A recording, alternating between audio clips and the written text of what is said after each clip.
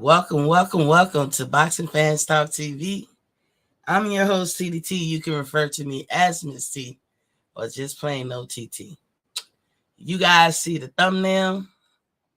Terence Crawford must remind you.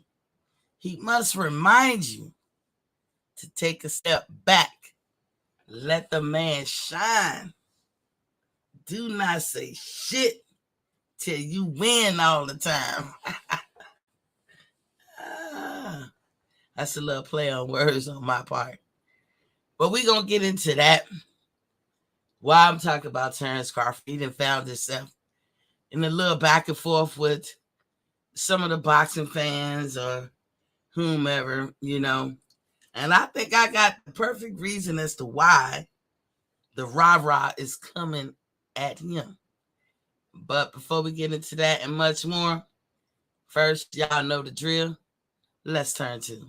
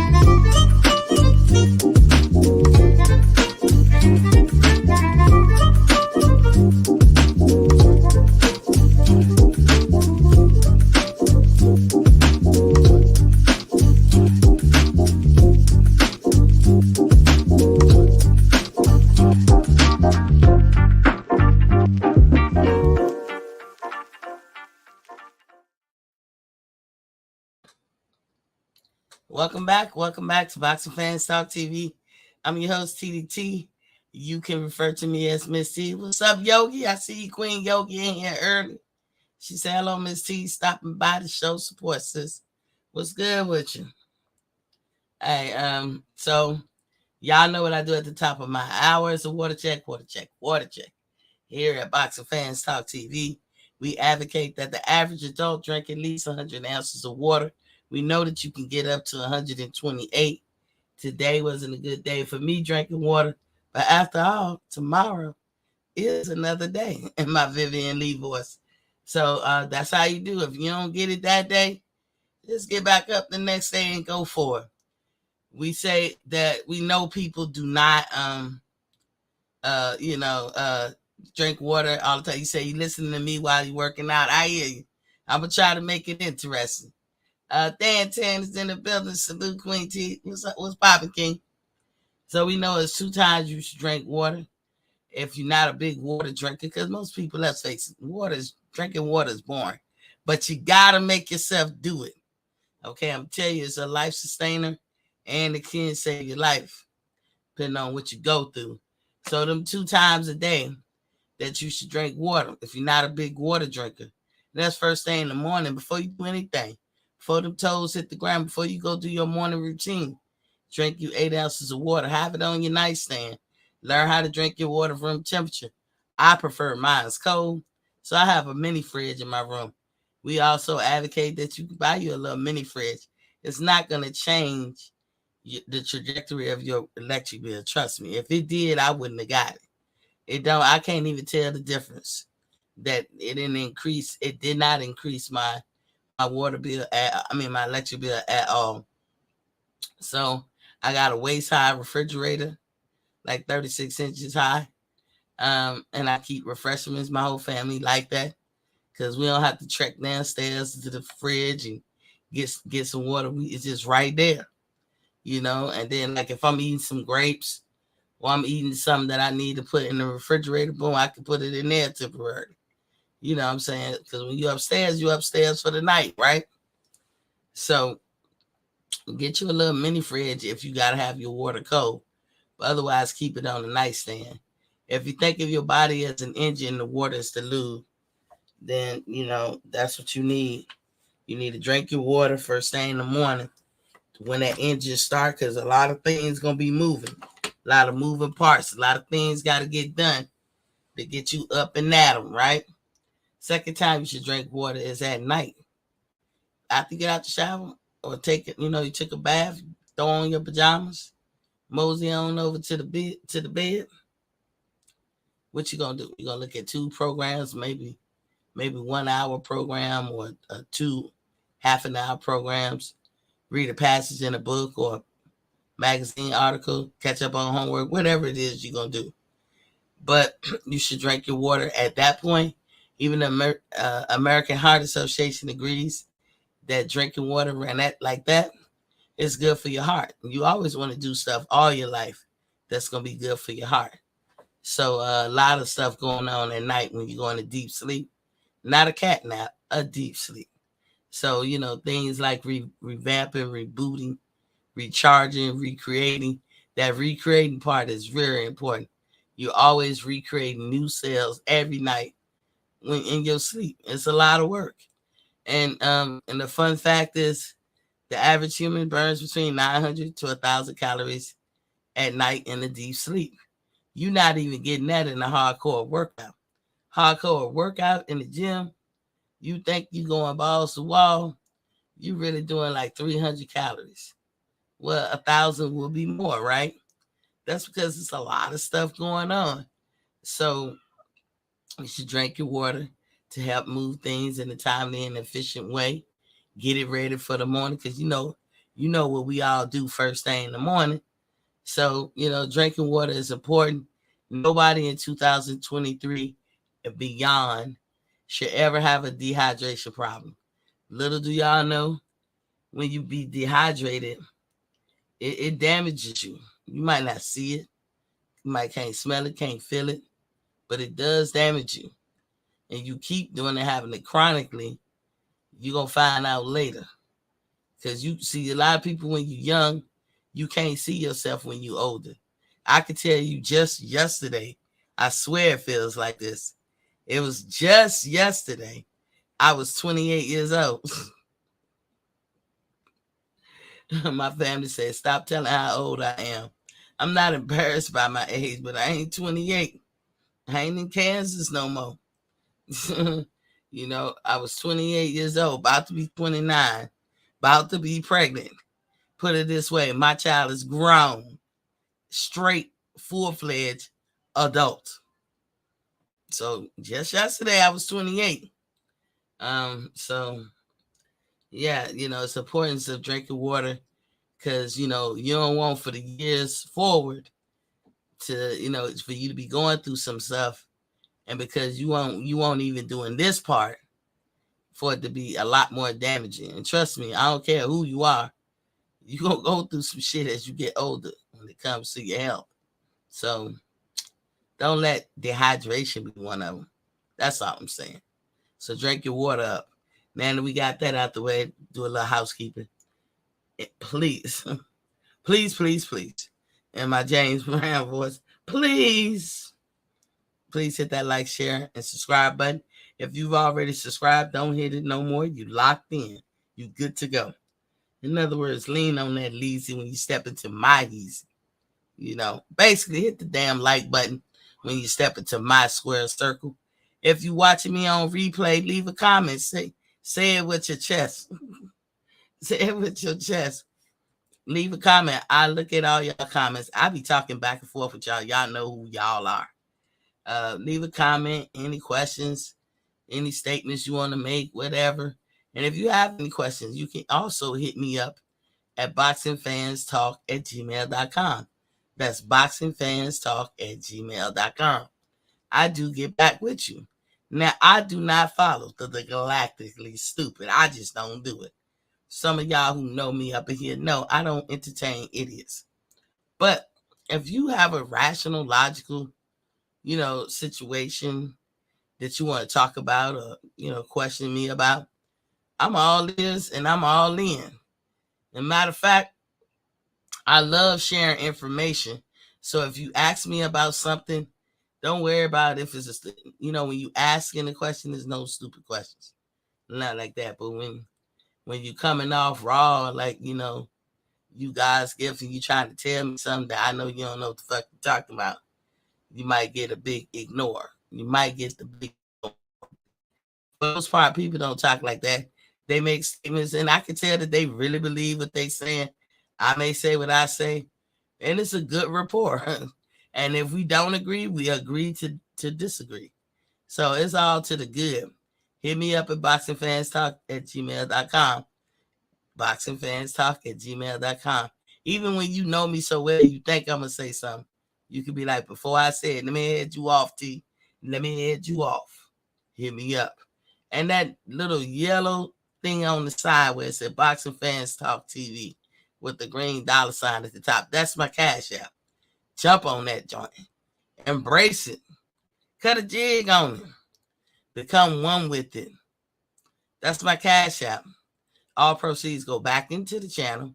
And I thank everybody from the past, present, and future who have donated to the show. Truly, truly, truly am grateful. And to let y'all know, I come on Monday through Friday, 7:30 p.m. Eastern Standard Time.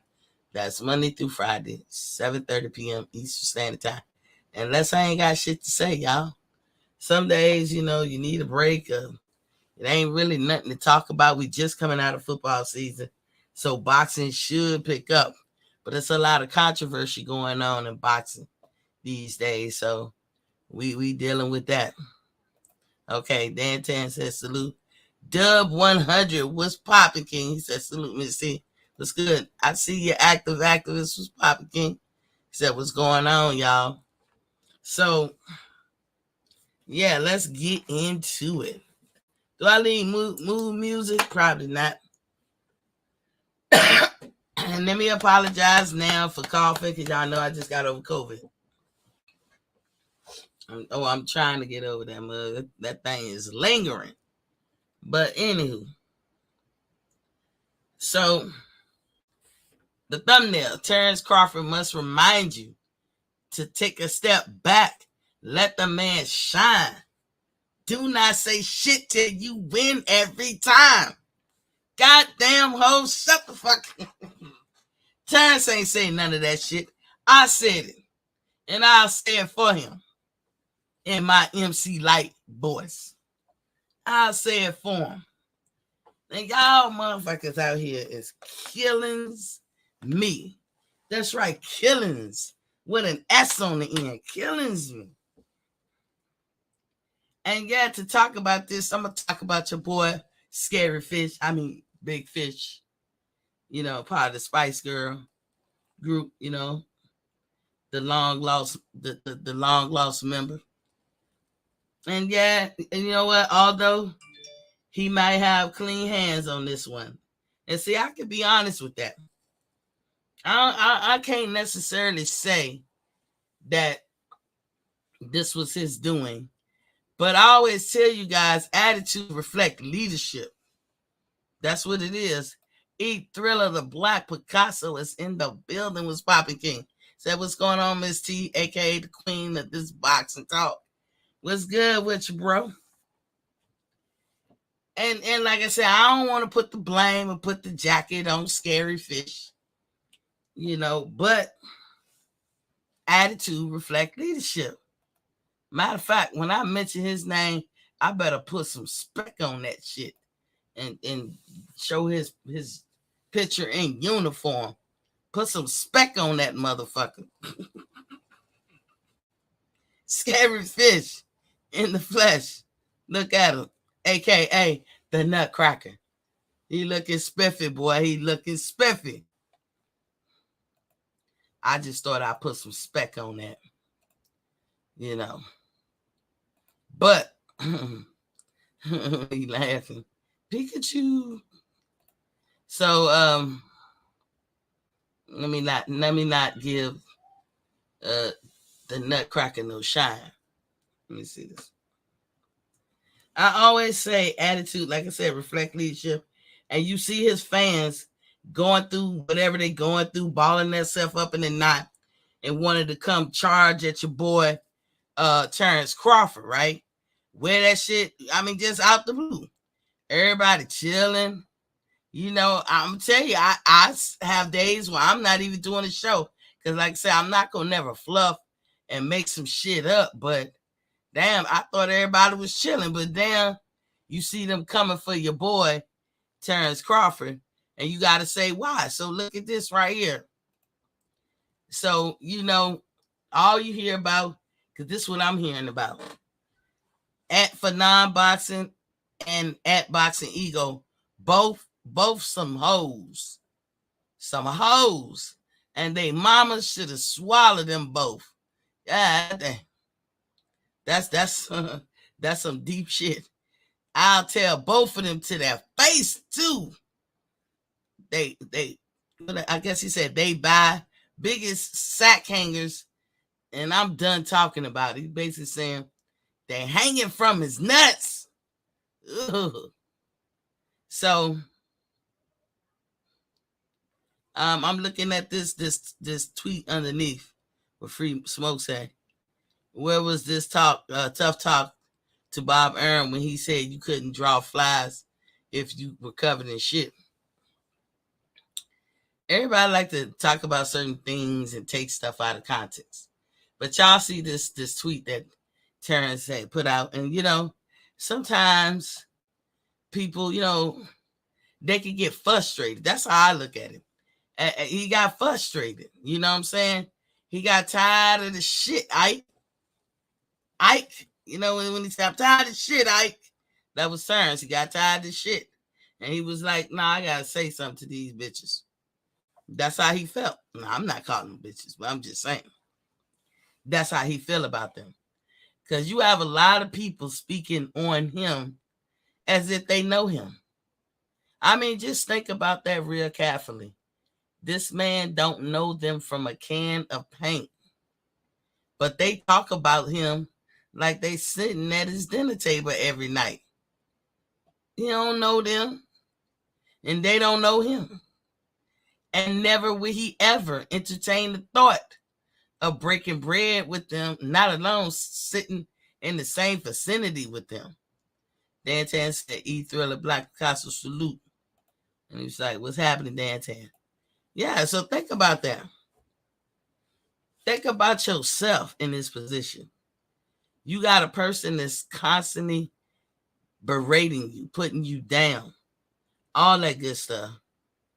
And you don't tell them your personal business or anything about you, you wouldn't even tell them you got to go to the bathroom.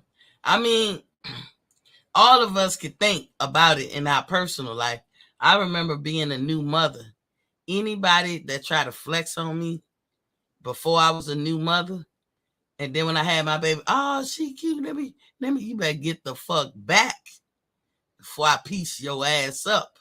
Because I take that as an aggression, as an act of war. You never liked me, but I'm supposed to believe you got my daughter's best interest in heart. And they probably did. Maybe. But that don't mean as a human being that I'm going to go through that type of shit and then turn around and give that maybe or that benefit of the doubt. No, if you didn't like me, keep the same energy. But don't you dare think you could come around my baby. And they be looking like crazy because I don't know what they thought. You think I'm going to forget that you berated me, that you was condescending to me, that you talk bad about me when you can, that you did things to fuck with me or hurt me when you could, and then I'm gonna have a baby and everybody want to see the baby because babies bring out the best in us, right? But I'm giving you the stiff arm like, not you. And now you feeling like egg on your face because you don't want to be ostracized from no baby, but you ain't touching mine. Trust me, if you had a baby, I'm not trying to touch yours. So I say all that to say, all these people like Fanon or Boxing Ego, and I don't normally mention their names or anything like that, but they don't like him. That's all I can say. In my opinion, from the shows that I've seen of theirs, they don't like him. Some of them be lying all the time about him. And Terence Crawford is tired of the shit. He tired of the shit, you know what I'm saying? He tired of them making up lies about him, saying this, that, and the other. Matter of fact, I offer that challenge. Go back and look at the many videos that they've done and how they titled them that had something to do with Terence Crawford. And there's more of that than any other videos they got. And look at what they said, like the declarative statements that they made in their headings. And then ask yourself, was it true? Ask yourself. Not too long ago, some of the shows and some of the fans were trying to attach Canahan to Terence Crawford and had been doing so. Oh, he was signed to MTK Global. He never was. We see that never was true. But the people who said that, they never come back in as much as the vigor and the venom they put out when they saying the lie. They don't never use that same energy to come back and say, you know what, my bad, that wasn't true. He wasn't signed to MTK Global. Or just to be attached to Canahan. Remember, dude even offered proof. He said, look, everybody who's attached to him, and he was saying this shit with venom. You know what I'm saying? This wasn't no regular, hey guys, he's attached to Daniel Canahan, and for that he's gonna I want no whoop the whoop like that. It was like the nigga is guilty. And we had to sit there and listen. He on the no-fly list. He can't blah blah blah blah blah. Because Terrence used to go to Africa all the time. And he just wasn't going, in the last year or so. To our knowledge. Oh, he's on the no-fly list. I'm positive. I told y'all this nigga was with Daniel Canahan. I mean, dude was serious and dude believed it. And I don't dislike the guy I'm talking about. I ain't gonna say his name. I don't dislike him. But I did not like that. And guess what? Where did Terence Crawford go for 3 weeks? To Thailand. Don't you need a passport to go to Thailand? I thought you was on the no-fly list. I thought that was the truth. But again, it was a lie. Now, what that got to do with everything? It got a lot to do with it. I'm going to tell y'all in a minute why these motherfuckers balling themselves up in the presser coming at him, because I saw the back and forth tweets and the straight up disrespect a lot of people was giving to him. But when you become a boxer, you do open yourself to that. So I ain't crying over the shit, but I'm just saying I find it amazing how these people could take the position that they taken. My thumbnail said it best.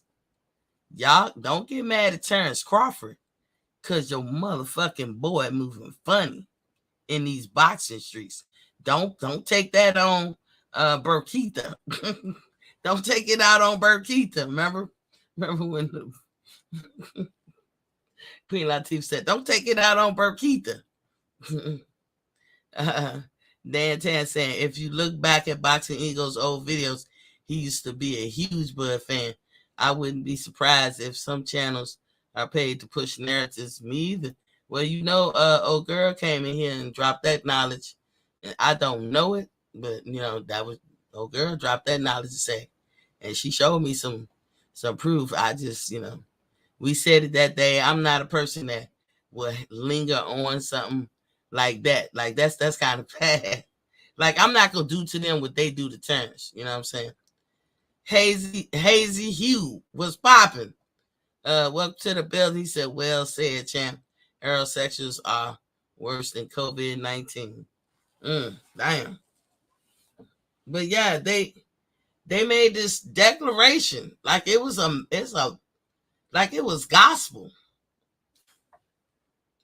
Then we see Terrence out there in the element in Thailand and shit. And he's like, I thought he was on the no-fly list. I remember when his fight was coming up with David Avanesian, they was like, oh, that fight ain't happening. They don't even got sorry, y'all. I'm gonna be doing that a lot. They don't even got the commission to sign off in Omaha. That fight ain't going. They ain't even selling tickets yet. They lying. That fight ain't real. He ain't getting paid. All this bullshit. Well, December 10th came and went. And guess what happened? The fight was real. The fight was real. So the commissioner must have signed off on it. Oh, they ain't BLK. They ain't worth a damn how they gonna afford to pay him. They paid him. You will have everybody that got hate. Now, did y'all think about this kind of hate? You don't know the man. You talk about the man like a dog, but yet some kind of way you got inside knowledge on him. That will never be the case in your life or anybody's life. We don't even have to be famous. If you don't like said person and said person don't like you, y'all are not going to know intimate details about each other. That's just a fact of life, right? So there's, he's not going to get paid and blah, blah, blah. Then who should we listen to? Of all the people to listen to, you should listen to what BLK said. You should listen to what Terrence said. The person who paid and the person who received the pay. Then the people that only matter. Then you say, well, what has he done in life where he showed you he lied? Because everything y'all say about him turned out to be lies. But everything he said about himself was nothing but the truth. So where the lie? How you call him a liar? And even in the face of people with credibility telling you that the man got paid $10 million, still don't believe him. The audacity of him to think that he has value, that he gonna go score $10 million. Then they want to say, like it's nothing. When we all know, women, we especially know that when it comes to men, what do men always throw up in anybody's face? Not saying it's a bad thing, man, but I'm just saying, with y'all, it's about the money, power, and respect for sure. The key to life. First you get the money, then you get the motherfucking power. Then you got the power, you got the key to life. Then look, him teach all that shit in the song. Or did she say it in the song? I ain't gonna say teach y'all. Every nigga I know is serious about his money. Serious about his money. I don't know a nigga yet that ain't serious about his money. Whether it's a whole lot of money or a little, or just a little bit, it don't matter. He's serious about his money. His money is going to afford him whatever power he need in the world. If it's power to pick a house, power to pick a nice spouse for himself, power to pick what type of car he drive, money brings power. Power to control your mate because you got all the money. That's the key to life. Every man serious about his money. You don't think Terence Crawford would be serious about his? But they quick to be like, oh, he ain't make that, blah, blah, blah. Another lie. General Big Fish is in the building with Bobby King. He said, Boss T, what's good with you, man? He said, you ain't never met no Dr. Martin Luther King. I know. I met Dr. Martin Luther King. He came and sat in my chair. Hazy Hughes said, Bud Crawford went to watch Amir Khan versus Brooke in UK. Floyd made it clear no fights was going to happen between Errol Spence versus Bud Crawford last year. Hence the backlash he is getting is not fair. Yeah, that's what it is, you. But it's all stemming off of your boy. Your boy, Scary Fish, aka the Nutcracker. He is making crazy moves. I'm going to get to his moves and why they losing their mind. Because the writing is on the fucking wall. And they don't want to say it. So they doing kind of like a preemptive strike. Shit ain't going to work. When Bud did that interview and said Al Hammond, whether he said it casually or directly, like, or as a matter of fact, but kind of low-key condescending, look, nigga, it's our way or the highway. Now, either you gonna fuck with this pimping or we gonna leave you to your lonesomes and we gonna go make this 8 figures without your black ass. That's how Al was carrying them. I put my stank on it, but y'all knew this conversation kind of went like that. You know what I'm saying? And Terence probably was like, look, nigga, you telling me what? Take it or leave it, nigga, what? Like I can't go make a bag. All right, watch this shit. And that's what happened. So just a reminder, because we had a couple people come in here. General Big Fish, I don't know who lips you got on this. You funny as hell.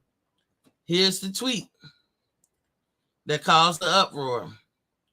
At Phenom Boxing and at Boxing Ego, both some hoes, and they mama should have swallowed them both. I'll tell them both to their face too.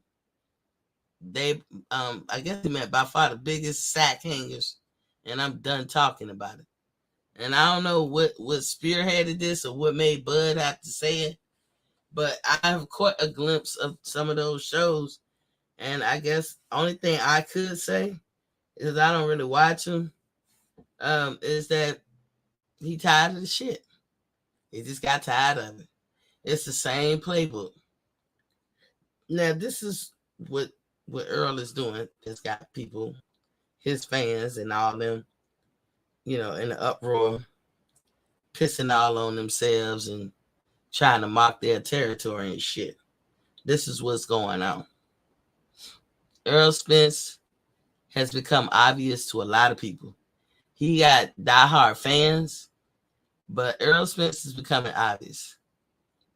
The bullshit that the game he was playing all these past 5 years. Now you got my boy E Thriller, the Black Picasso.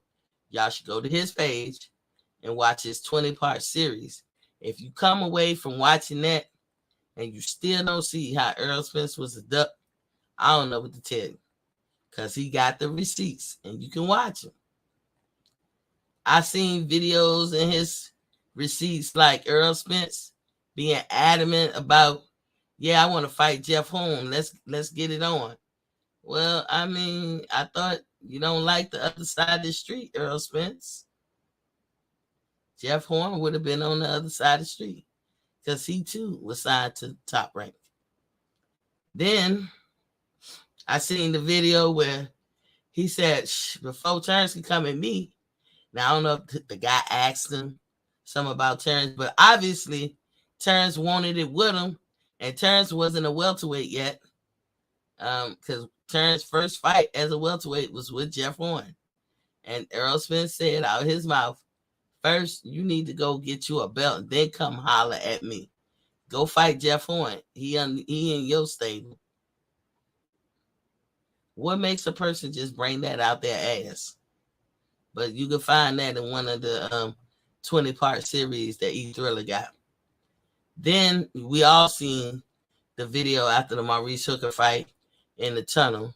Now I've asked guys who Y'all know y'all be some metric having, measuring stick having motherfuckers. These men out here, all men. And I'll say, who won that? Who won that little tay-to-tay in the hallway after the Maurice Hooker fight? Well, this is what an Earl Smith fan would say.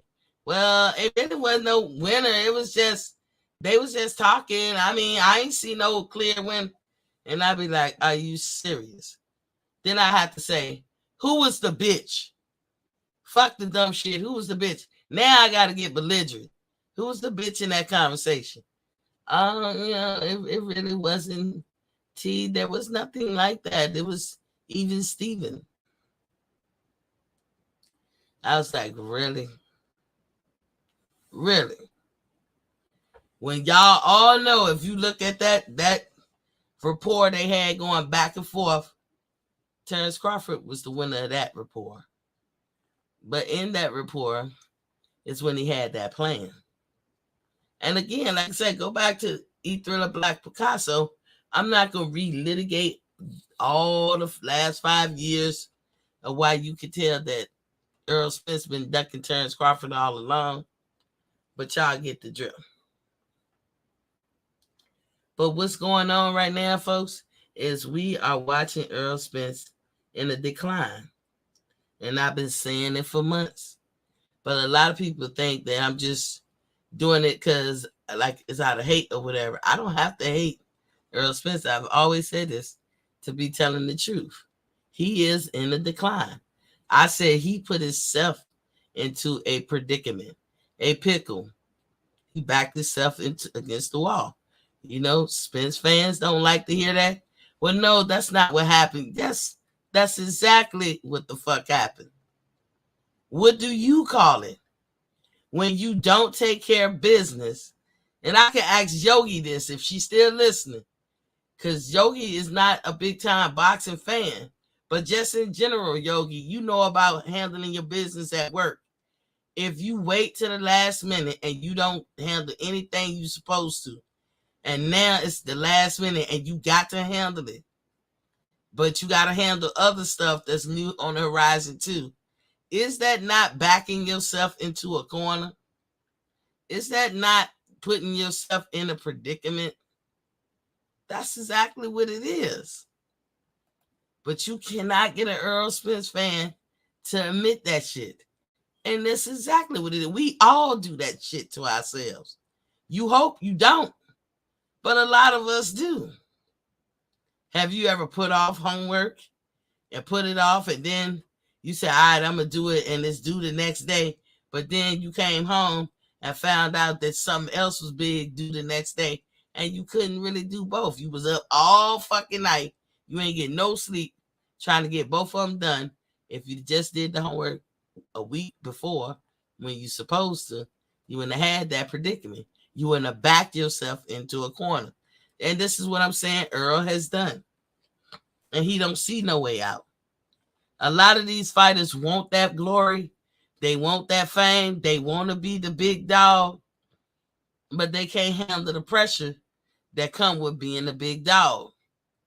That's because some of them don't really live a boxing lifestyle.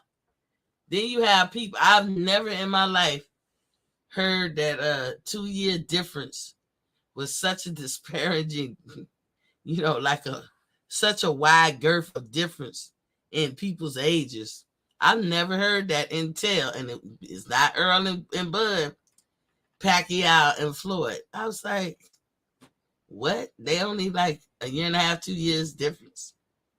Whoopee. Why would you talk about age when you're talking that kind of difference? That shit don't matter. Earl Spence and Bud Crawford, 2 years difference. One been living the boxing lifestyle, eating a clean diet and living a healthy life, and the other one hasn't. So are they really 2 years apart? They could be the same age apart. I don't care. It's not enough. Now, if you just said 5 or 6 or something like that, yeah, but 2? Come on now. Hazy Hughes said, in real world, people pay bills. Bud Crawford made money before Xmas because he knew that fight wasn't going to happen. Why we black people hate each other. I don't know. Now they just like him so much that they can't. Their brain get turned off or something. General Big Fish say they're not professional fighters. Of course, he would tell them that to their face. He wouldn't say that shit to Joe Rogan. I don't know. General Big Fish. I don't think Terrence is scared of anybody. But I will hope that he don't. Andrew Charles is in a building. Was popping. He said, "Salute, Miss T." Dub 100 say Spence is fighting Jamel after Key. That's why Jamel injury happened. Because of injury, Jamel, no mandatories. He will fight Spence. Now, unless Terrence got something to say about it, Dub.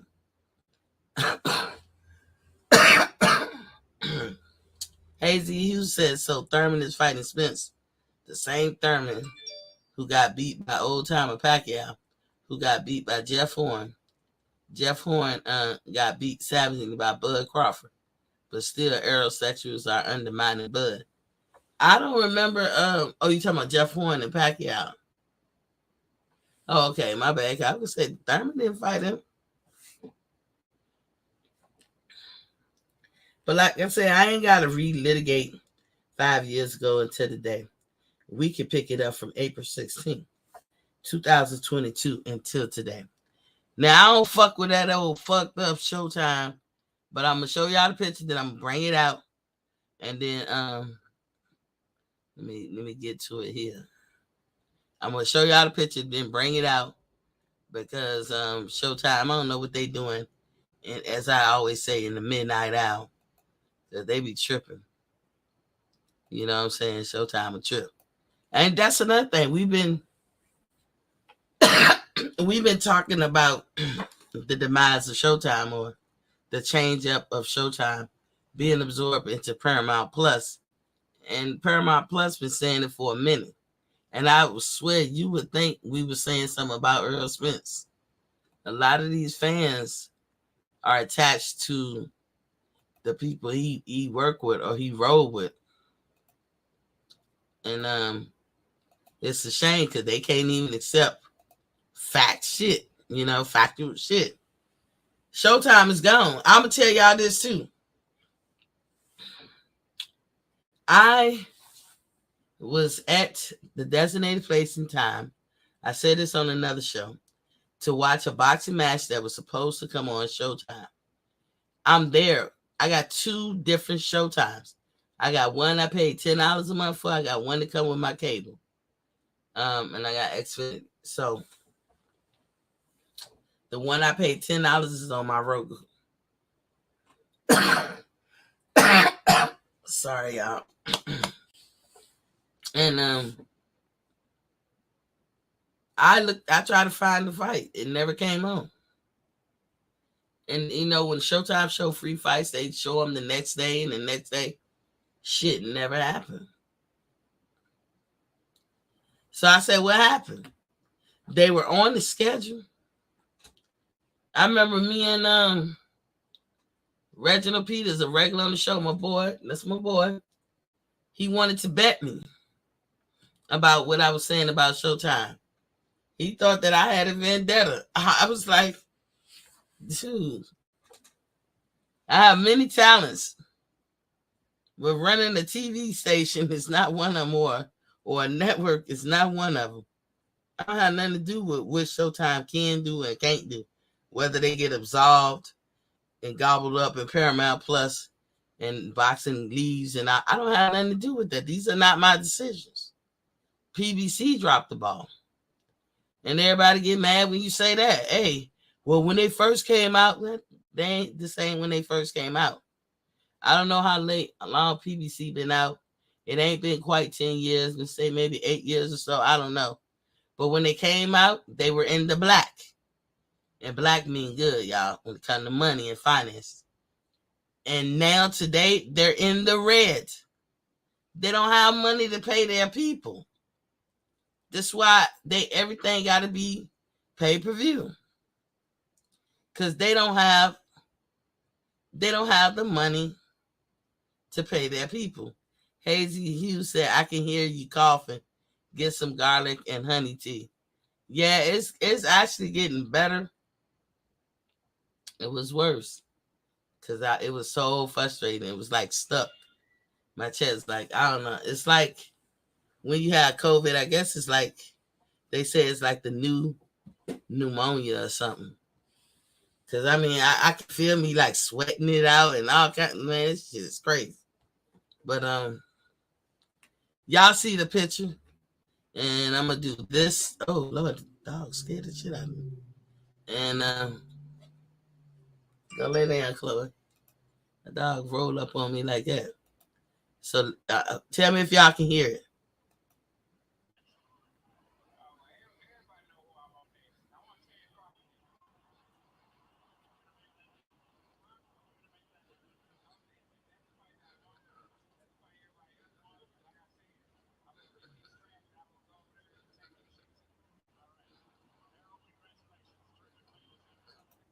Did y'all hear that? Y'all let me know if y'all heard that before we move on. If I have to replay it or something, I just didn't try. I didn't want to put it up on the screen for Showtime have a baby. They see every move I make. They better be worried about Paramount Plus. Stop worrying about me.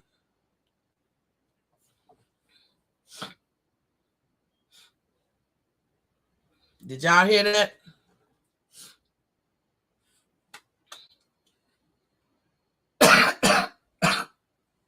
Yeah, y'all hear that when I cough? It'd be just right there. It won't come up. But did everybody hear Earl Spence talking? I showed you the picture that's what I was getting what he had to say about Terence Crawford after he after he won his fight with Jordanis Ugas. Everybody hear that? Like nobody. Let somebody tell me if they heard it or not. You said a bit. Everybody else, okay. So look here. Go to the another screen. Let me see. Um,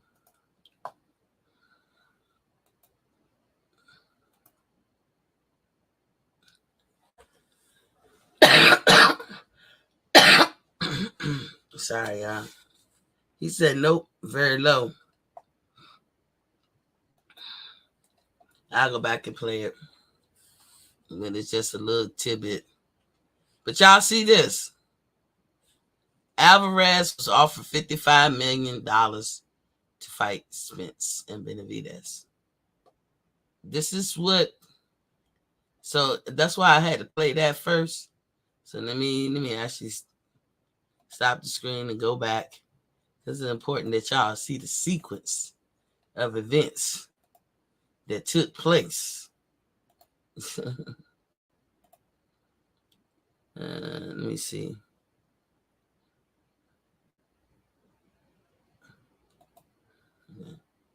I don't know. Damn, why?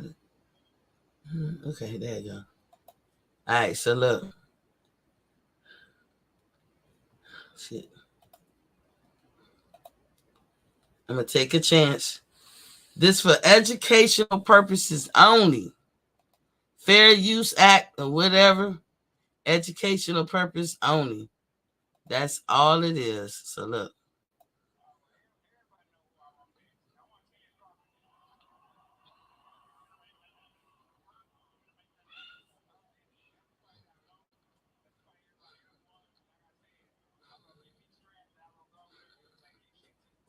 Okay, y'all heard that, right? Y'all heard that. Now I know everybody heard that one. So then I said, let's go back. Let's go back to the screen. And then we're gonna look for the Alvarez thing, like I just showed y'all.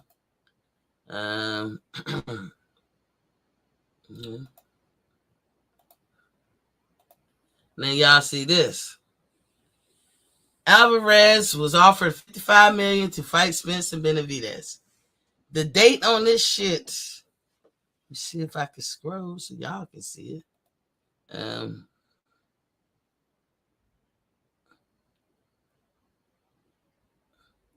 Let me see.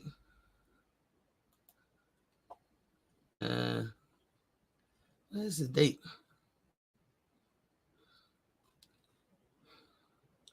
The date on this was in May.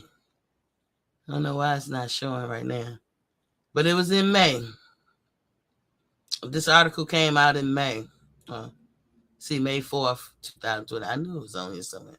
Y'all see it, May 4th, 2022. Now, put things in perspective.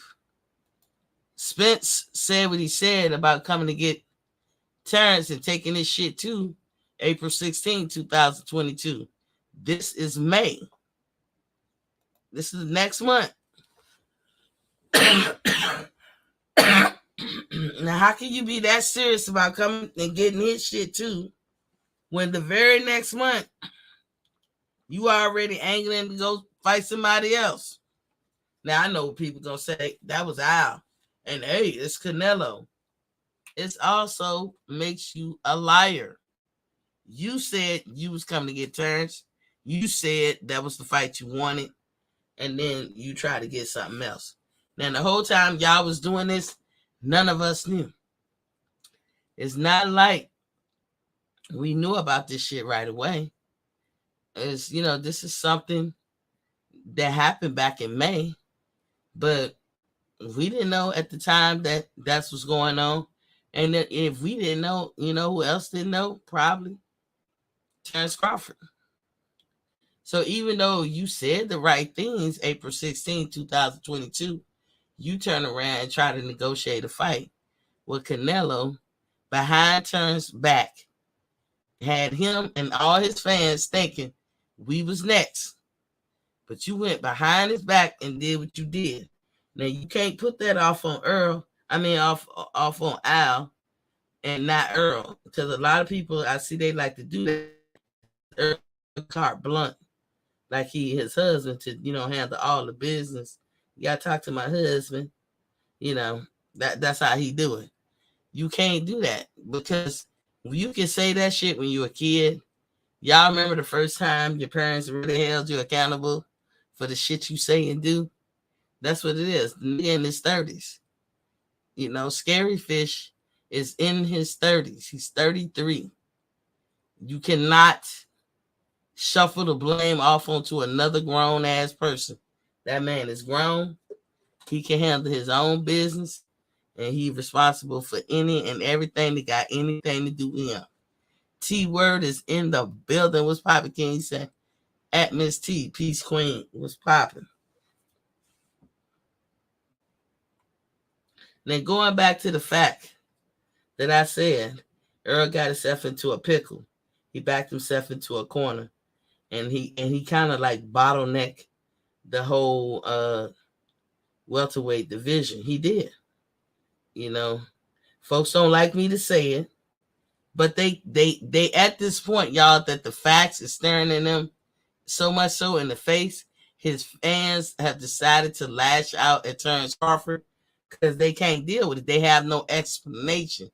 We don't even have to say nothing as Terence fans or anybody have to say much of anything as Terence fans or just, speaking on behalf of Terence before they get themselves all bent out of shape.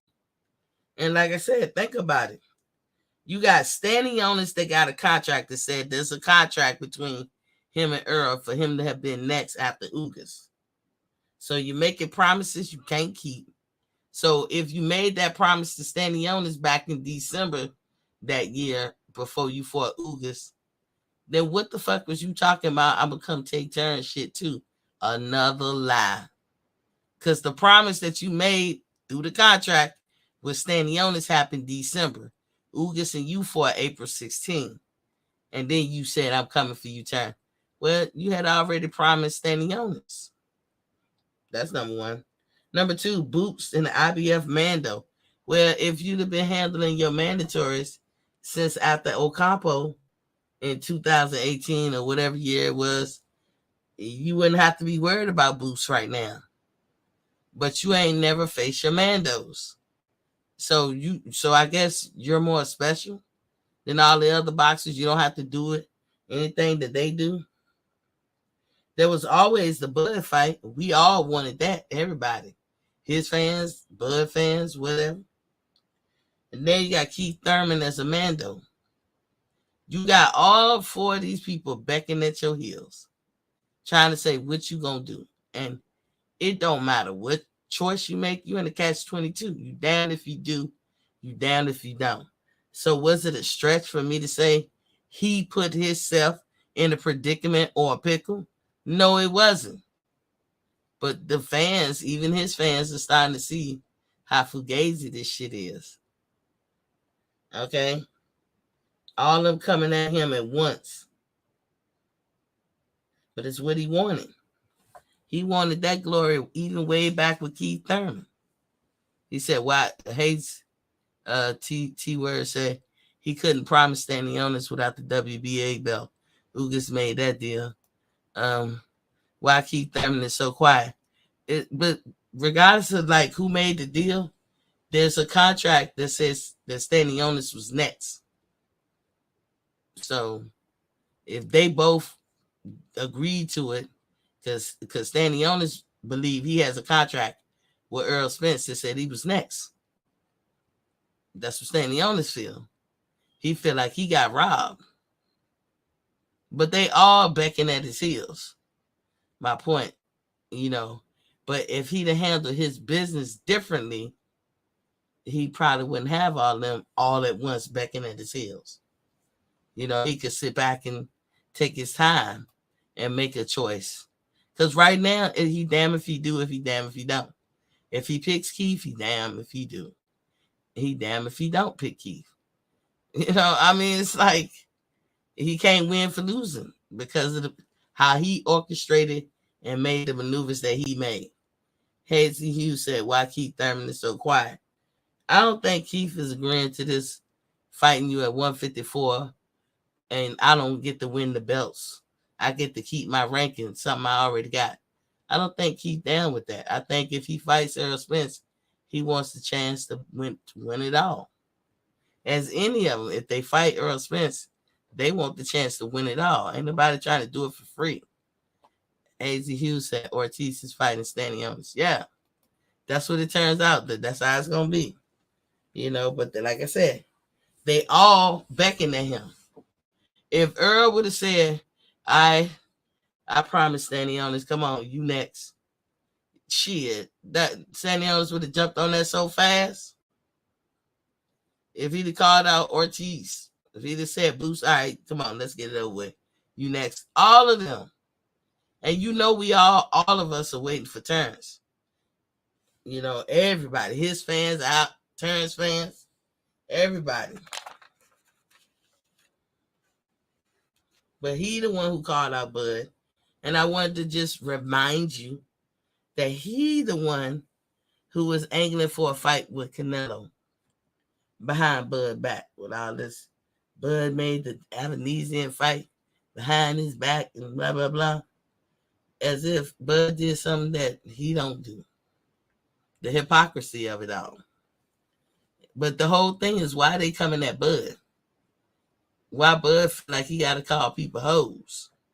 I'm going to say this to Bud Crawford. Don't get nobody no shine. Everybody that hates you, we know who hates you. And we know who don't. We created channels just to rep you. Just so it could be some fairness. You probably should let us do our job or just come out and if anything, just rebuttal simple shit. You know what I'm saying? Like when they try to say you doing this or do that, just rebuttal it. T word. Virgil is top 3 WBA. So he's challenging Stan for the WBA Reggie belt. Yeah. Yeah, he is.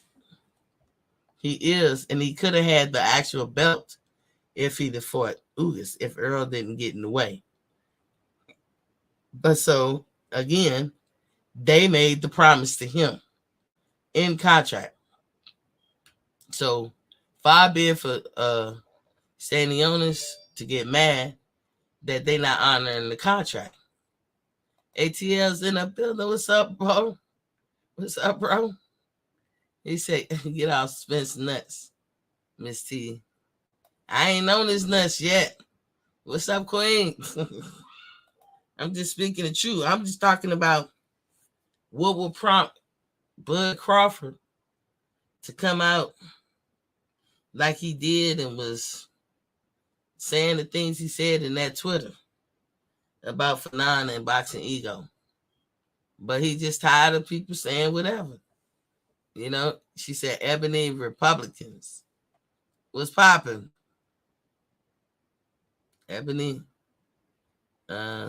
T-word said unifications over mandatories. But no, he didn't do it right. He hasn't had a mandatory that he completed since 2018. Where they do that at? Where they do that at? He just got unifications back to back. How does that explain 19, 20, 21? Ebony Republicans was popping. Welcome to the building. Peace. T-word said ATL Peace fam. He said in the building. You know, that's what I'm saying. Like, again, it doesn't negate T-word. It doesn't negate the fact that he put himself in a predicament. I don't know what's so bad word about that. He has made himself look crazy.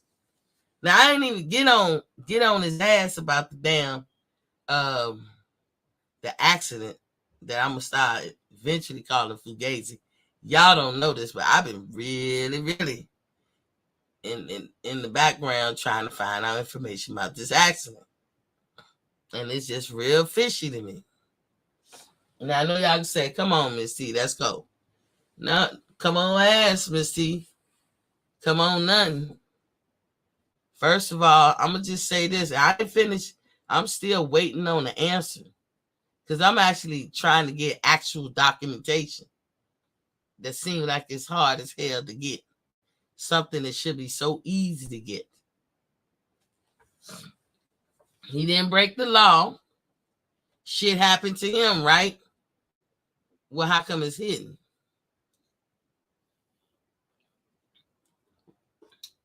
I had told y'all back then when it happened and showed y'all proof with a receipt. PBC's response to his accident. And their response went like this. Well, we don't know much about it. We only know what he put out in his live video. Now think about that. Think about that. I've already put it in the video. But think about that. PBC says what? We only can go by what he put out, talking about Earl, in his live video. Is this company worth millions of dollars? So-called millions of dollars? This is what they had to say. You know, they ordered Jamel Charlo to get more amplifying information about his injury. But this is what they had to say. We can only go by what he put out. As if that's official. What would be official, and y'all can't deny this, is a police report. Y'all can't deny this either. Y'all saw how bad his car looked. But not once. Not once. Not during the live. When it so-called just happened, I guess he had brute strength where he went and picked up parts of the other car to get them out the shot. Because they was fanning the camera like they trying to show all his car. But not once did you see any piece of the other car. And y'all telling me an accident that looked like that wouldn't have the other car parts mixed all up in the accident? Who is this mysterious 14-year-old? Can't find nothing about him. I know people gonna say he's a minor. Don't mean he won't be in the police report. As a minor, 14-year-old, nothing. You can't even get a police report. It's like, I'm going to tell you what it's like, honestly. It's like Earl Spence went live and said, I was in this accident, y'all see. And that was that. He could have been on the sound stage, in the studio, any of that, faking the funk. I don't know. Because certain parts that should be there is not there. And T-Word said he pursuing the belt, so it came with hurdles. You know, T-Word, what's up, fam? He said, underage driver, name redacted. That's fine, but there is, T-Word, there is no proof. And I paid to get it. I certainly did. Because it's free public record. There is no record of an accident with him. I most certainly hope that it's error on my part, that, you know, I'm just not suave enough to call the record department and request freedom of information and you know, request for the police report and the record on that's free to the public. Yeah, maybe I dropped the ball some kind of way. I did it like I would do anything else. It don't supposed to be that hard. I've even talked to somebody and they was like, well, we don't have a record. I gave his name. There is nothing to get. And you can ask certain people. I've been on this for like a couple of months now. But it seemed like a couple of months. It just happened. We in January, but it seemed like a couple of months. I've been on it since pretty much the beginning. The first week, you know, I was proud. I said, oh, Earl Spence went live. We see he ain't drunk and all this stuff. That's good. That was a good preemptive thing for him to do for himself. Because no matter what he would have said, people would have clowned and would have acted like he was drunk. So that's good. We get to see him live and direct. Can't say the man was drunk. I thought that was a good move by him. Then I started like, why is, if it's head on, how can he have the damage that he have? That don't tell me head on. Cause I seen the street. It was a multi-lane street going down both ways. And then you ask question like, well, where's the other car? What does it look like? No other car. Where's the police report? No police report. So is it real? Or is it a lie? Is boxers above faking injuries? You know, y'all would say, nah, Miss T, don't be like that. Don't say that. But Earl said that about Keith. Isn't that what happened with Keith? Keith had an accident. Earl said it was a lie. In fact, it was a bold-faced lie. That's how Earl took it. He put that out there, and his fans ran with it. Even though, why would Keith lie? If y'all want me to say, why would Earl lie? Why would Keith lie? Y'all Crawford fans, I tell you. No. I'm willing to bet a very wealthy family pay a lot of money to keep it quiet. It's possible. Not that 14-year-old family, because according to Earl and them, he didn't have no insurance.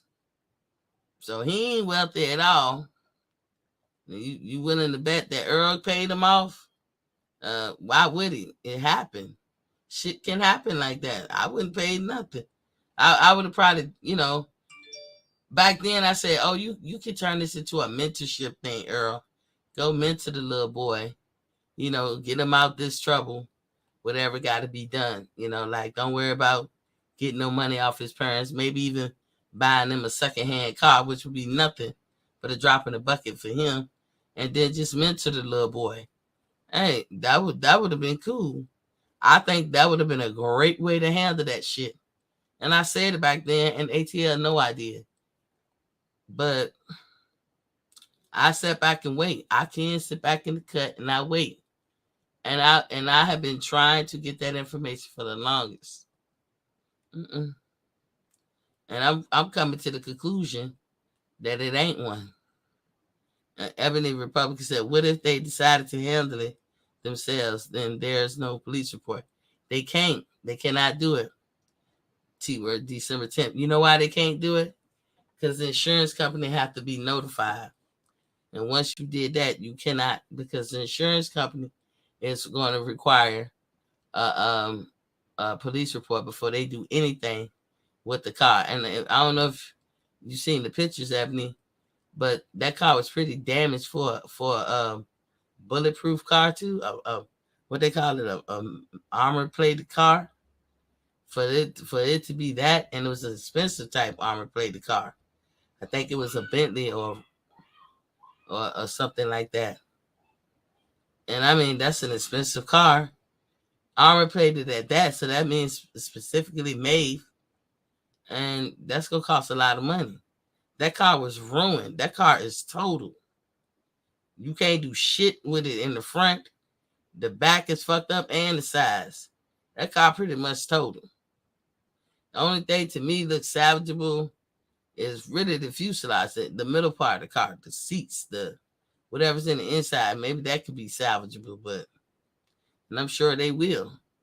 But that's my point. Like, we can't do no wiggle room because, again, Earl Spence had to call his insurance. He even made a joke like, man, my insurance gonna kill me. He made the joke. Because we know after that the first accident, when he got thrown from the car, he had a DUI or DWI, whatever. He had another one after that too. So he has a problem with drinking and driving. Has he fixed it by now? I don't know. But I'm saying from when he first had the accident and right after, he was a drinker and a driver. And so he had other accidents. Since that accident, he got thrown from the car. And that's why he made the joke. This time, my insurance is going to love me because, man, I know they tired of my ass or something like that. So he has to report it to the insurance.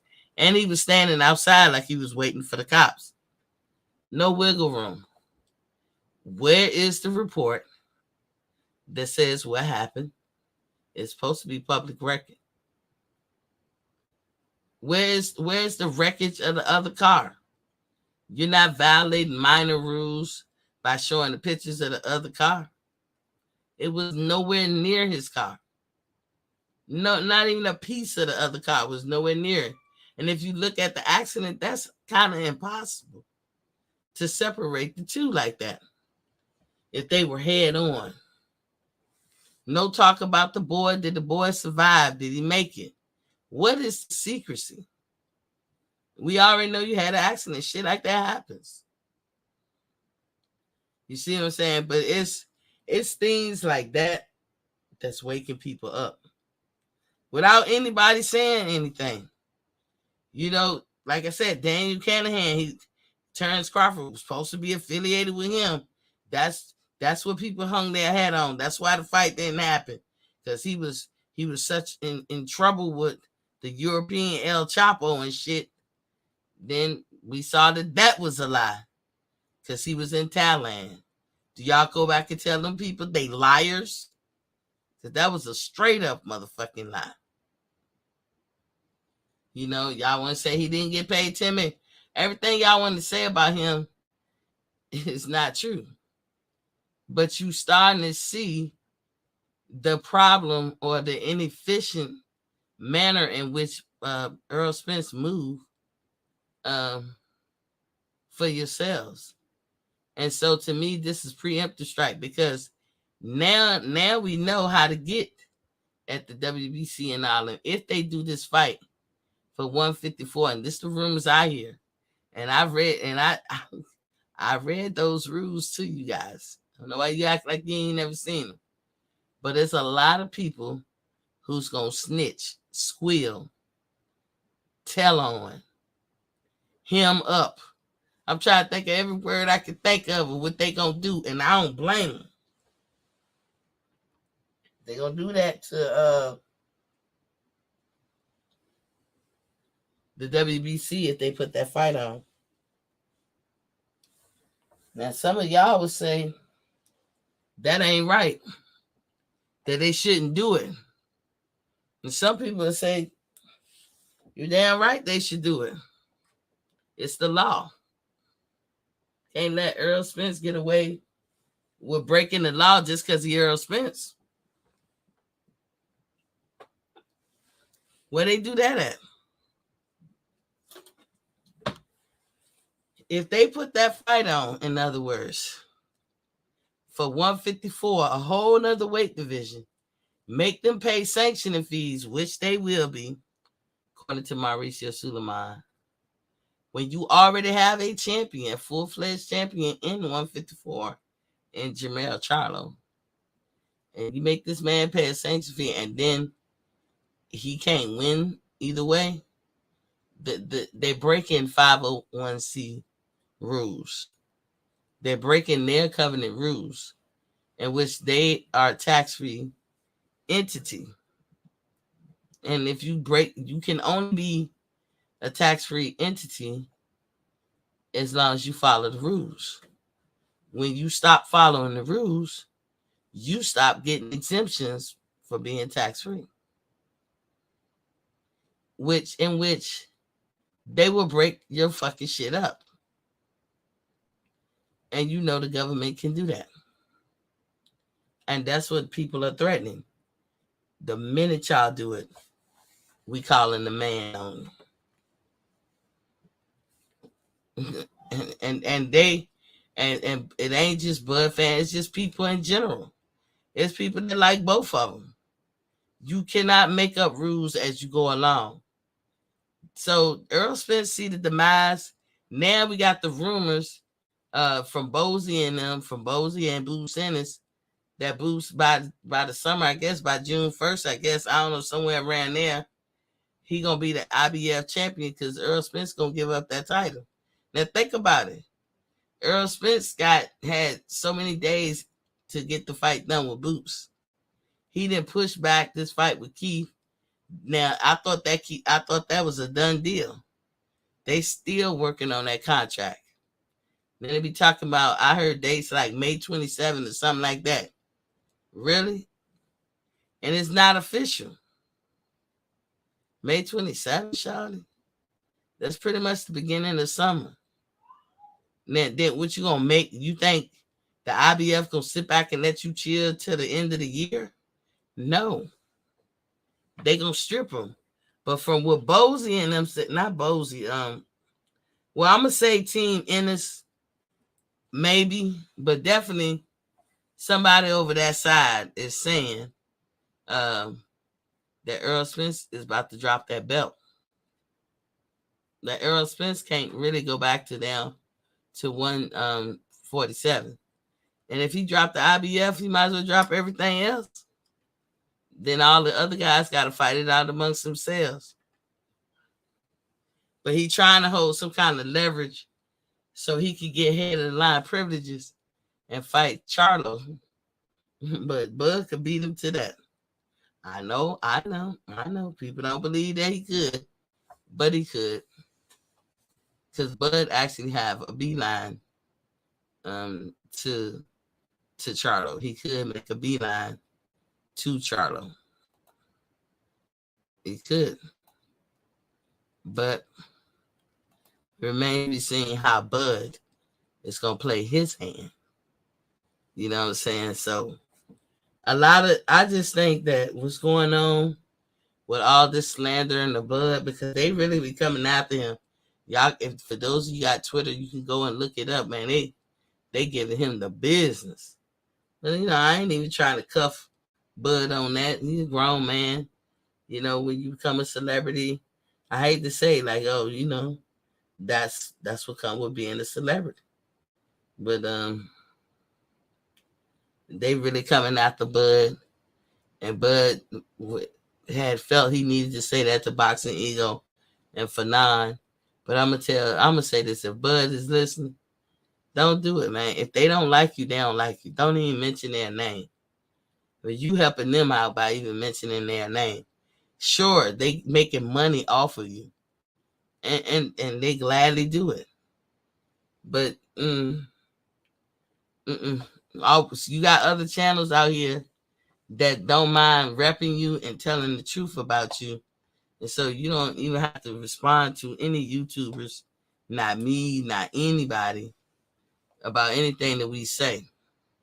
You don't have to, and I would suggest Bud Crawford not to do that.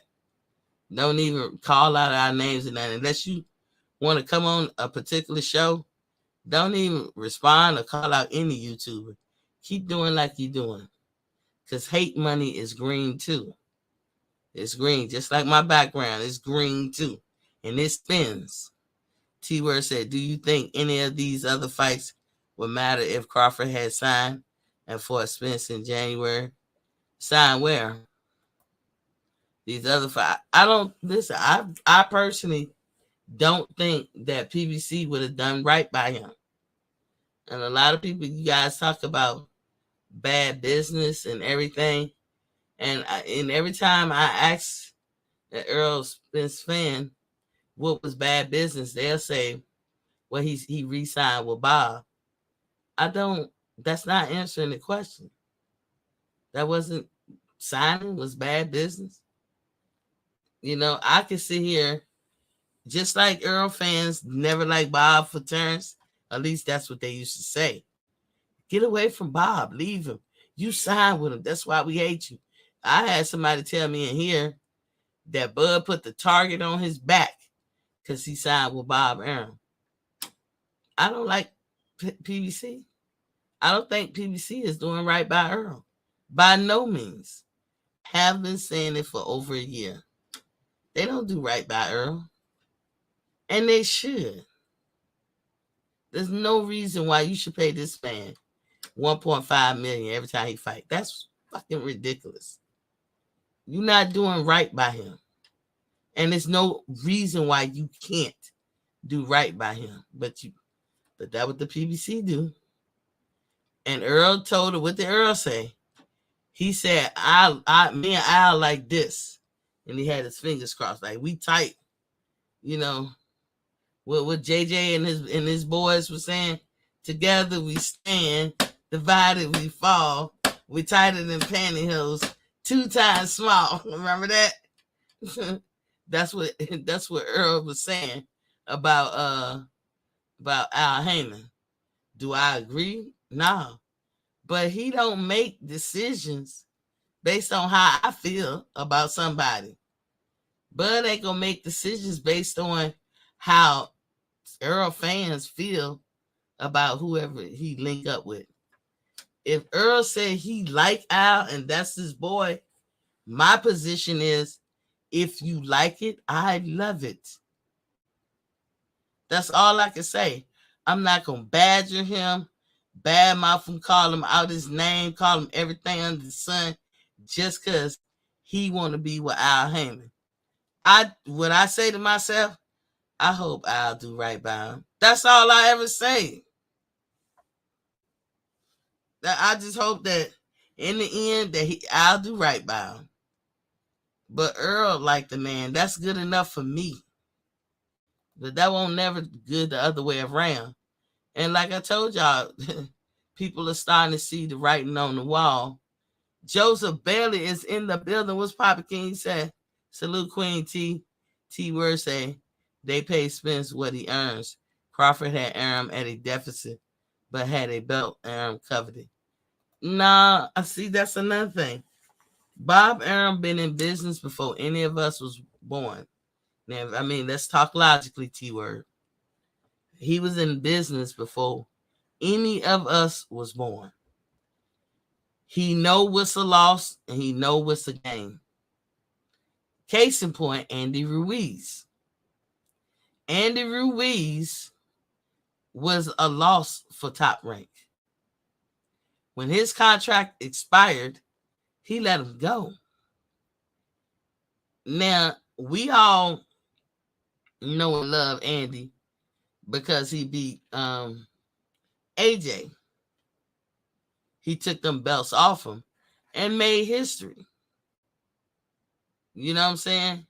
First Mexican to become a heavyweight champion that I know about. But nobody was thinking that about Andy. He was an eyesore. Let's keep it a buck. Andy is not a horrible looking person. He's a nice looking guy. But Andy is a fat ass. Well, was, I think. I think he just slimmed down a little now. But y'all know how bad that midsection, that torso is. Looks wise. It was an eyesore. Even he had insecurities about it. And I don't, maybe they felt like they couldn't sell him. I mean, he just really looked like he was out of shape and fat. He got his little pants down, hanging off him. I mean, the fatness of it all. Like, it was just way more fat. His fat was in proportion or something. And whatever the case may be, Andy has always been the fighter that he was. He was always capable. But Bob considered him a loss. So Bob dropped him. But now we're going to act like Bob don't know how to get rid of his losses and keep his gains. We really going to act like that's the truth. And we're not going to act like Bob got his feelings hurt because of Terence Crawford made him adhere to the contract they signed. Nobody saw COVID coming. Nobody saw it. And everybody asked for a little latitude. But Terence was like, you got to honor the contract. Now, if they'd have came out and said there is no boxing at all from nobody in the United States, point blank period, then Bob would have got out of it. But they didn't do that. They had the bubble. And Bob wanted to rescind what was in the contract due to COVID. And Terence was like, no, I am promised 2 fights a year at this much pay. And no, I don't care if we don't have an audience. You still have to pay me. As if we did. That's the beauty of getting a guaranteed purse. Then you got people like the Weasel, aka Steven Espinoza, who say some dumb shit like getting a guaranteed purse has only been in the last 3 years. And I'll be like, people will go out their way to lie because everybody's getting caught red-handed. Before any of us was a twinkle in our daddy's eye, boxers were getting guaranteed purses. Now, why in the hell would they switch that up? You know what I'm saying? 2015 was how many years ago? 8. And that was the Pacquiao Floyd fight that I went to in that year. And I could promise you, decades before that, fighters were getting guaranteed purses. So why did he say that? To explain how they want to fuck over Terence Crawford. And people take it and they run with it. And y'all act like this man can't be mad and bothered. And then on top of it, you got YouTube content creators making up bullshit and lying about him. He got frustrated, said what he had to say. But I don't agree, Terrence. The media is the media. When you guys become celebrities, you are open to the media. Everybody you know and love is all you got to prove anything to. And you ain't got to prove shit to me. And I love you. It's Team Crawford over here. But you don't owe me shit. And you don't got to prove nothing to me. And nobody else out here in the YouTube world. Nothing. So you didn't even have to really say nothing about them. We all know who they are. As a matter of fact, when it's one of them guys, when they say sources say, open up their description box and go see who the source is. It'll say me. That's what it says because I did that check. And I think it's for 9. He said he is his own source. But so that ought to tell you right there, if you your own source, then you lying. But y'all take that shit. I got a friend who swear by this guy. I be like, okay. I don't think what he's saying is true, but okay. But I ain't gonna badmouth neither one of them. I don't got nothing bad to say about either one of them. They doing what they doing, but they badmouth Terence. And of course, Terence is going to feel how he feel about them. So that's what happened. But you got the fans jumping in. I said, well, why the fans jumping in and going back and forth? And that's what I was speaking to today. Because boxing is what it is right now. Earl Spence is being exposed. And there's a lot of people that was hardcore Earl's fan that's moving off him now. Because they see the writing on the wall. But he got some diehard fans. He still do. But you can't deny it. Like I said, it's too many questions with the accident. The Keith Thurman's supposed to have been December 17th, then February 15th. Now it may be May 27th. Neither 3 dates was official. Neither one of them. But they was talking to the fans, the boxing fans, like that's going to be an official thing. Now we hear he going to drop the belt. He probably is. But he doing it on the sneak tip. He had to ask for training wheels to fight Keith Thurman because he can't fight him at 147. So he went to the WBC convention and asked for training wheels. And people are seeing this shit. You can't hide from this. T-Word said they pay Spence. Yeah, but they should be paying for what Spence mean to that organization. He should have been the 2 figures. Like as far as what, like 10 million and up. 8 figures. T-Word said Bob don't let WBO champions leave his company. Bob don't always have a choice. We all say the WBC is pretty much Al Heyman belt. And the WBO is Bob's. And the WBA is Venezuelans or whatever Latino with the highest bidder. You know what I'm saying? And the IBF is just a regular boxing belt compared to the other 3. We always say that. But Bob does not cap for his fighters. I will say that about him. I ain't never really felt that about him, that he be capping for his fighters. Bob will throw your ass in the thick of things too. But Oscar that way too. But you should. That's why retired fighters or ex-fighters are good for running a promotional company because they know Oscar ain't with all that ducking shit. You know, Bob been around people like Ali. He ain't with all that ducking shit. You know, only people that be seem like they ducking all the time, I'm sorry to say, in my opinion, is PBC. And I got PBC fighters that I like. But they starting to spill the tea. I just told y'all I try to watch a Showtime fight since this year started. And they say it's coming on and it never do come on Showtime. I don't know where it's coming on. Maybe their app. Jerry is in the building. What's Papa Key said? Biggest mistake Bud ever made was leaving Bob Arum. Jerry feel that way.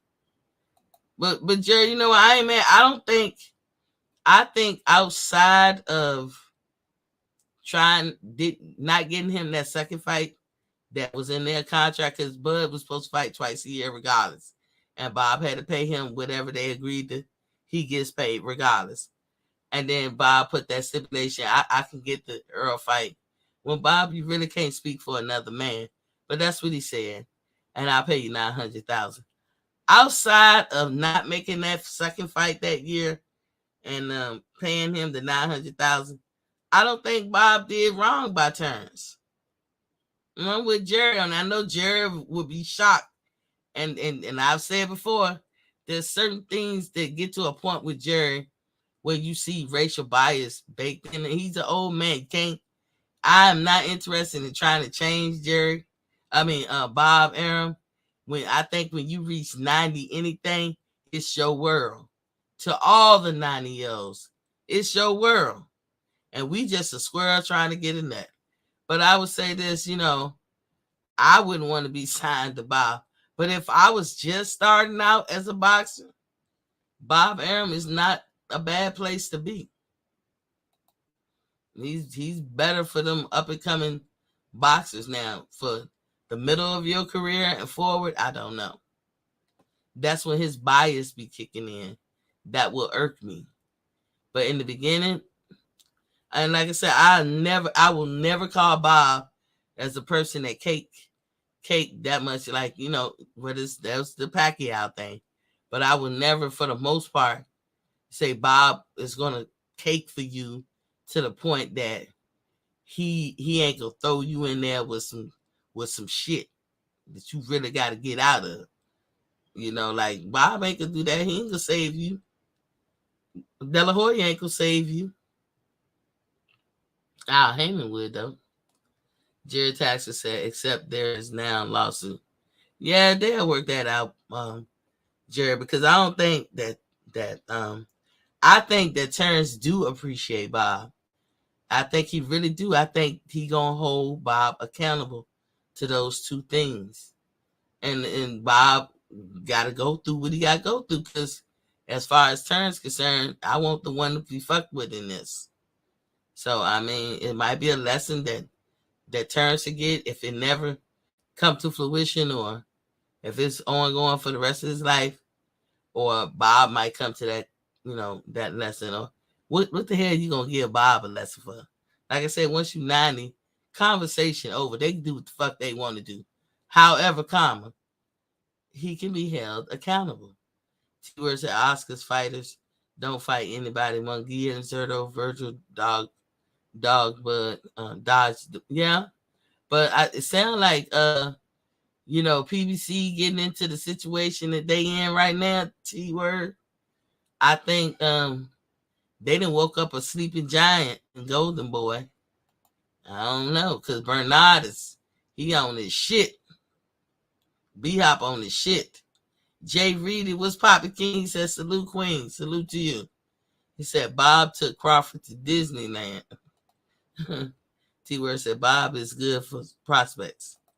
Yeah. Jared said, Aaron would never put another promoter's name in Bud's contract. He knows that he can not guarantee a fight with a fighter under another promoter. Please show proof of what you claim. Jared, I ain't finna do this with you. I'm not finna do this with you. I done told you when that fucking suit came out, we saw what Terrence was suing him for. He didn't put a promoter name in the contract. He put, I guarantee you, I will get you Earl Spence fight. And I'm just paraphrasing.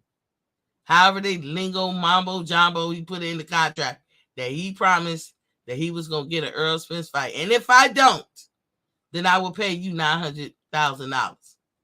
That's what it was, Jerry. So you killing me with this shit. And I keep telling you, I saw this goddamn shit. I ain't pulling this shit out my ass. And I ain't going to keep arguing about something I know I saw. You want me to see what you want me to see. I know what I saw. Jerry Tasker said, sorry, no lawsuit. Whatever. T-Word said, Jerry, he added Spence to Bud's 2018 contract as an amendment. He said, plus, I'm not an old man. I'm 53. Who told you was old? I ain't never said your ass was old. Jay Reedy said, do you think those defective gloves gonna catch up with Crawford? What defective gloves, Jay Reedy? I done put the link in the chat. Y'all can come in anytime you want. I been had put it in. I don't know what defective glove you speaking on. It was coercion by Bob to get Bud to take a different opponent. Yeah, Bob thought he was slick, and he was. You don't. That's exactly right, T-Word. Don't put nothing in the contract and think you can't honor it. That was all, coercion to get him to sign a contract too. I mean, but again, when you look at it logically, you can look at Bob and say, man, you crazy. You can't make Earl do a damn thing. Who is you? Or you can say, I don't know. Bob seemed to think he could do it. He been in business since forever. Maybe he can. The point is, Bob was ready to put it in writing to give Terence a warm and fuzzy, like, dude, I'm going to get this fight for you come hell or high water. I got you. I'm going to get this. Matter of fact, if I can't do it, nigga, I'll pay you $1 million. I'm paraphrasing and acting it out the way I can see how it played out, but that's pretty much what I see. And Bob tried. I ain't never said Bob ain't tried. I believe he tried. But I believe he ran against that brick wall of stubbornness. And that's why for a long time he didn't like Al Heyman and them. I believe he ran into that brick wall. And Errol Spence too scared to fight Bud Crawford. I don't care, because it was too much that he could lose. Everything he said about Keith Thurman, Errol Spence is Keith Thurman 2.5.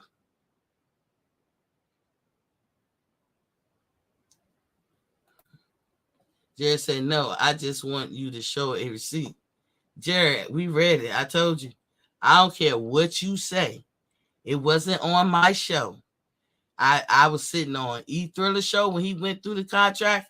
I was sitting on Fred's show from Barbershop Conversation. You talked to Fred. That shit was in there. I don't care what you say. That's what he's suing them for. Breach of contract. And when we talk about racial bias, that could come up, but that's not what he was suing them for. He was suing them for breach of contract. You can't make a promise or put it in writing. You're going to do XYZ and then you don't do it. You can't do that. None of us can. Now, Terence could take the high road. And some people say, take the high road, Terence. Don't worry about it. Just walk away. But maybe he don't want to do that. Maybe he don't want to do that. And he ain't got to do that. Jay Reddy said, ha. T-Word said, initial 2018 contract was twice a year. He added Spence later to get Bud to fight Khan or Brooke. I can't remember. Yeah, I think it was Egis Kavalauskas. Yeah, that's pretty much how I remembered it too, T-Word. Yeah.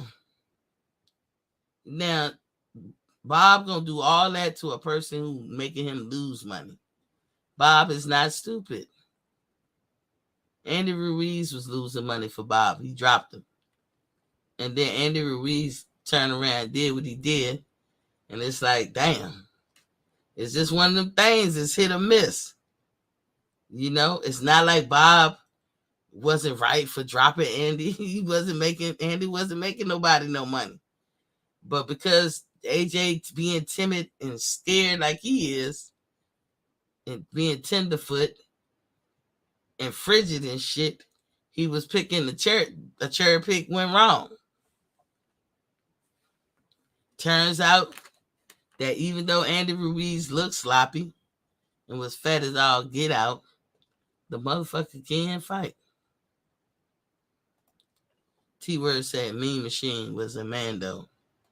Laugh out loud. I think it was around that time though. And like I said, Bob chose to not do that part. It don't mean, and this is the part that a lot of Earl fans can't understand. It don't mean that Terence wasn't happy with Bob. Do y'all get that? I mean, think about it. Terence was the highest paid welterweight amongst his peers and his contemporaries. Signed with Bob. Terence got a good payday. Signed with Bob. Bob did a lot of shit. That first contract that Terence was under, they didn't want to let him go, and he wound up signing with Bob, and Bob paid, had to pay that guy. That guy was making money off of Terence big time. Ain't lift a finger, ain't called him or nothing. Terence had to pay him. Then you hear people say he need to get rid of Bomac. For what? For what? They are family up there. They doing good together. You hate the man that much because he make your dude look suspect. And like I said, it's the moves that Errol Spence are making here lately. The accident is suspect. Putting off the fight is suspect. Because the fight was supposed to be in February with Keith Thurman. All this shit that Earl be doing is suspect. And instead of y'all taking it out on Earl, a lot of his fans been lashing out at Crawford. Now, what the ego and Fanon do to him lately, I don't know. But y'all can hate Crawford and pray for his downfall. He will always make all of y'all motherfuckers look stupid. He will always do that. Sorry to say it like that, but even I be tired of it. The biggest one to me was he's supposed to be in cahoots with the European El Chapo. Please. I don't know how many people I had to argue that point with. And they all lied. They all lied to y'all, and y'all never said shit. Y'all never come back and say you sorry. Never. But neither one of y'all will want somebody to do you like that. None of y'all would. I wouldn't want nobody to do me like that. Don't lump me in with no public enemy number one and try to be like I'm a criminal just like that motherfucker. And it was a lie. And then you can't even have the decency to come back and say I was wrong. I'm sorry. That's some fuck shit. T-Word said, I didn't make that point. My point was Crawford was overpaid at Top Rank and was a net loss for Bob. Well, he wasn't overpaid for Crawford. I don't think he was overpaid because when Crawford did free TV, his numbers were hella big. And just because it was free to us, that don't mean commercials didn't pay ESPN and pay them. Because that's how they made their money off it. Crawford, like that Amir Khan, I think over 3 million people watched that fight. They keep trying to lower the number. I heard a crazy number, like 7 to 6 million. But that might not be true. I don't know if it's true. But it was up in the millions when it was just free TV. So we can't say that don't nobody want to see him fight.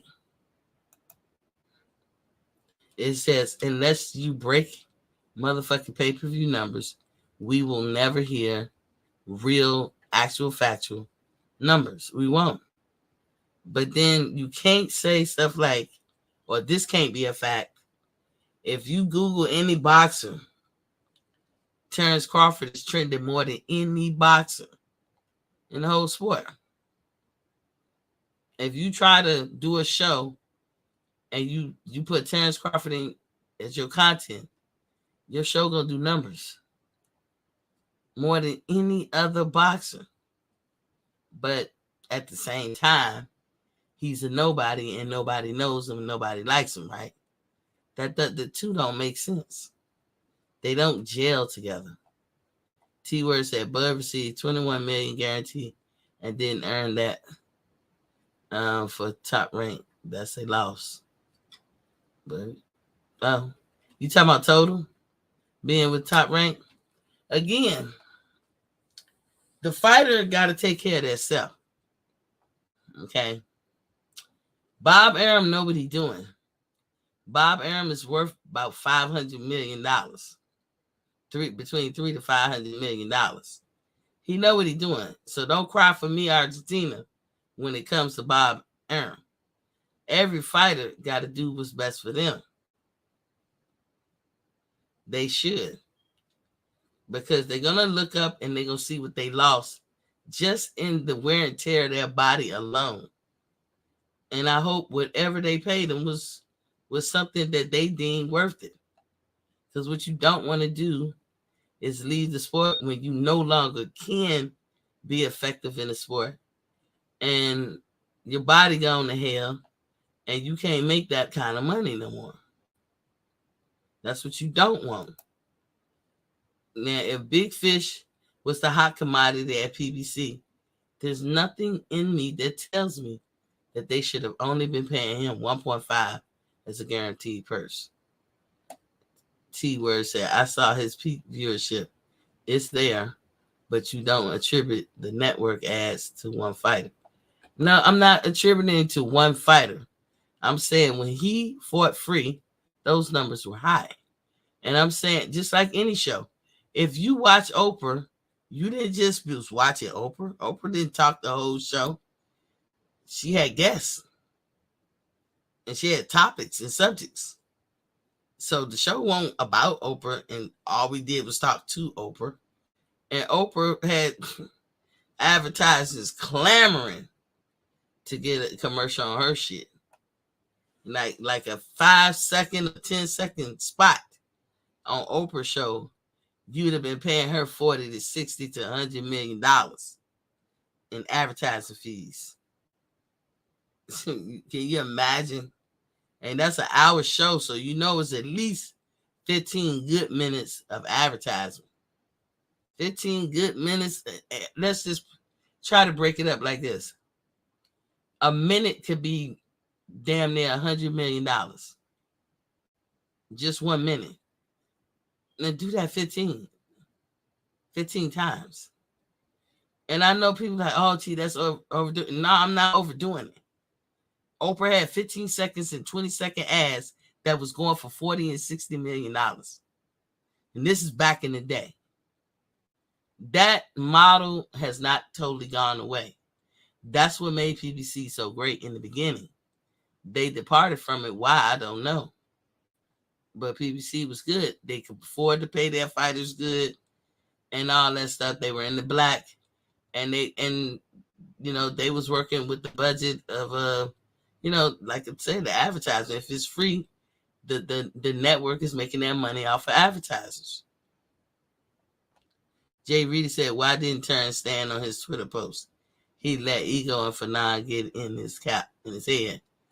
Because Terence realized he was wrong. Even, and I'm a Terence fan. I'm saying, Terence, don't ever do that. But you're human. Sometimes shit get the best of you. You know what I'm saying? Sometimes you can't help it. And that's what I looked at it with Terence. Jay Reedy said, agreed at Boxing Fans Talk TV.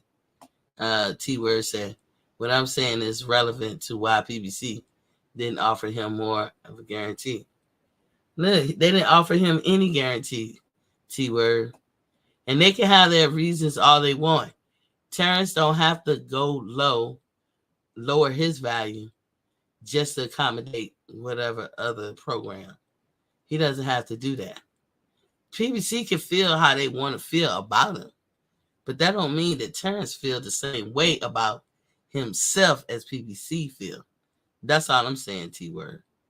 Then, PBC can be like, I don't think we should give you no guarantee. But I'm telling you, their method of doing that way, Terence Crawford could have really did a fight that made astronomical numbers and would have got paid zero. He ran the risk of that happening to him. And he didn't want that. He wanted to see where all the money's come from. And we can't act like Terence was being difficult. Because if he's being difficult, then Muhammad Ali was being difficult. Then Sugar Ray Robinson was being difficult when he used to cancel fights the day before the match over simple shit. Because they didn't disclose or put in the paperwork that they was getting money from overseas too. So he would cancel that bitch and make them pay him a little bit extra.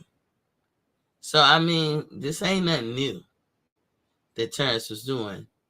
But PBC don't value Terence. They don't see that he has value, and they never will. And that's okay. That's how they feel. That's how they feel. They can feel how they want to feel. Terence Crawford don't have to feel that way about himself. Terence could go, he just showed them, okay, you can do that, and I can go do this. Because in the end of the day, what those men gonna beat their chest and be like, Captain Caveman, what y'all men gonna do? Y'all gonna be talking about the coins you got in the banks, the zeros behind them numbers. And that's what's gonna make or break you in the end. Terence Crawford got enough money where he can continue his philanthropy. He can raise his family, and his family growing. And he can take care of his mama, his grandma, his sisters, his parents. You know what I'm saying? And he good. You know, he ain't out there getting the Bugatti. He living his best life. You know, maybe he don't got the fat gold chains and all that. But how many people was standing next to Sher Khan and motherfucking the elephant in Thailand? You know, who does that? He goes to Africa all the time. That is such a blessing. Which one of us wouldn't want to do that? You know, do you know how you would feel to be standing on the motherland? You have no idea. T-Word said he wanted to veto power when he could have requested a budget cap instead. I think the way he do business, though, T-Word, is not bad. You know, it might not be congruent with the way I want to do business, or if Spence even get himself involved with the business. You know, they just they're gonna bump heads until they don't. But I don't think the way he moved in the business world is bad for him. And I would hope that he never get played and nobody steal his money. You know what I'm saying? I hope not. But you know, he has done okay and right for himself. He's a millionaire. He don't have a lot of wear and tear on his body. He's guaranteed Hall of Fame as of right now. And I mean, he's just trying to make the fights that, luckily, the fights he wants is the fights that we want too. So we just have to see and wait and see what happens. You know, I'm not holding my breath to none of the shit, but I'm already a fan, will always be a fan. All I would say to Bud, don't let these people get in your head. They can say what they want to say. You and your real fans know the real deal. As long as your family know who you are and they love and respect you, you know, it's all to the good, respectfully. Jay Reedy said, I think Bud gonna regret not taking the fight more than Earl, in my opinion. Some people can feel that way, Jay Reedy. I don't have a problem with nobody feeling that way. I don't think so. I think he gets frustrated that it's too many stupid ass obstacles in the way. But it's not him. I don't see how it's him that made this fight not happen. It's not even like Earl to a certain extent. It's Earl because it's his career and it's his responsibility. But that's Al Heyman. But Earl gives him carte blanche. Like I said, they like a married couple. You have to talk to my husband about the financing. I don't do the financing. You got to go talk to Al. Al does all the financial decisions and blah. That's when I think of their relationship, that's what I think of. I'm not saying nothing gay about Earl or Al. Just saying in that you got to talk to my husband type thing, you know. I swear that's what they sound like to me. T-Word, if he could negotiated the deal effectively, he could have had access to more PBC opportunity. There was no opportunity. I don't know why y'all think PBC. What does PBC got? I'm going to leave this open and I ain't say nothing. I dropped the link in. Y'all tell me what is so good about PBC. They were in the black when they started, and now they're in the red. They have no money, And they don't have networks. And we gonna see it. We slowly but surely is seeing this shit. What opportunities does any fighter have going to PBC? Their biggest fighters maybe fight once a year. They can't pay nobody worth a damn. That's why everything is pay-per-view. They have no network to showcase their talent. What do they got to offer? Not a damn thing. Their business acumen sucks because you don't go from the black to the red in 4 or 5 years unless you don't know what the fuck you're doing. T-Word said dinner time. The chat, Miss C. Smash that like button already. I appreciate it, T-Word. You the physical trainer, right? Our subject matter expert trainer right there, T-Word. Joseph barely said nothing. Yeah, Joseph said PBC equals contradiction. Yeah. That's the word. Y'all don't want that to be true, but it's true. Miss T did not make that happen. No YouTube creator in the boxing community has made that happen. That is all happening off of whatever Steven Espinoza did and whatever Al Heyman did. It's nobody else's fault but them. If you gotta point the finger. Okay, they took a company that was in the black and made it in the red. Al Heyman, with his policies and in-house shit, along with the weasel, Steven Espinoza, who likes to lie, they destroyed the budget of Showtime. Fox got out when they could. Like, you're not going to bring us down. And now Showtime pretty much out. I didn't try to watch 2 fights that they said was coming on Showtime. Was there at the designated time. No fight came on. I don't know where them fights came on the Showtime. So it makes me think, was there ever a fight? So I'm just saying, just to recap, the whole purpose of the fans coming at Bud, because they see the writing on the wall, they see the decline in Errol Spence. A lot of people, giving unsolicited information like, oh, Errol Spence is in shape. He hardcore. No, he's overweight. I seen a recent picture. He not now when I say overweight for the weight, his weight class. But as a man just regularly walking though, he looks like he should walk around that size that he is. But yeah, he wouldn't be considered no fat dude or nothing like that. But he is not on target to be on weight. Not that I see. And I don't care what they say about the Keith Thurman fight, maybe May 27th. There's no official announcement. So to me, it's all lies. Jay Reedy said, better opposition with PBC. But you're right. They only fight 1 time a year. You know, he said recession hitting. Only them. They don't know how to manage their shit. And we couldn't see it until the COVID. COVID only exposed them. They've been already messed up. Their policies that, we only fighting in-house. Right there is stupid. Because just like PBC might have had all the welterweights, Top Rank got all the lightweights at 135. So now what do you do? Now what you do? All that talk that when Errol Spence was saying it with vigor in his voice, I'll never fight on ESPN. Like ESPN did something to his ass. What you gonna fight on now, Earl? What you gonna fight on now? All the nevers? Everybody beneath y'all?